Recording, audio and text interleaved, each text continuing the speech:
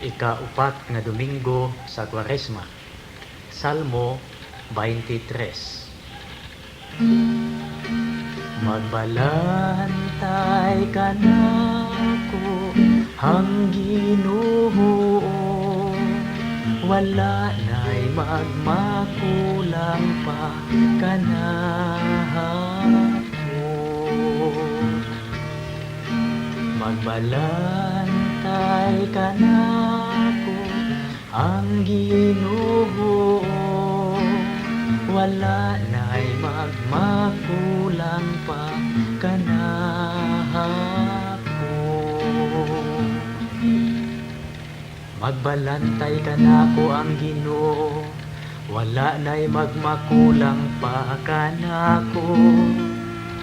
Sa lunhaw nga sibsibanan, iya ako nga gipapahulay. Sa daplin sa malinaw nga tubig, iya akong gidala. Iyang gihupay ang akong kalag. Magbalantay ka nako, ang Ginoo, wala na'y magmakulang pa kanako. Iya ako nga gitutulan sa matarong nga mga agianan, tungod sa iya nga ngalan. Bisan kun maglakaw ako sa walog nga mangitngit, wala ako'y kahadlukan nga dautan. Kay ana ka man sa akong kiliran, sa imong igbubugaw ug sungkod, gihatagan mo ako og kaisog. Magbalantay ka nako, ang Ginoo, wala na'y magmakulang pa kanako.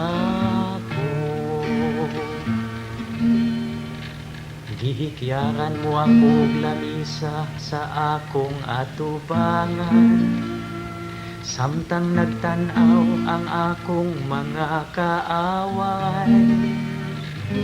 Gidihugan mo ang akong ulo og lana, nagaawas gayud ang akong ingnanan. Magbalantay ka nako, ang Ginoo, wala na'y magmakulang pa kanako. Ang kaayo lamang ug kaluoy, maoy nagasunod ka nako. Sa tanang mga adlaw sa akong kinabuhi, ug magpuyo ako sa balay sa Ginoo. Sa mga katuigan nga umaabot, magbalantay ka nako, ang Ginoo, wala na'y magmakulang pa kanako.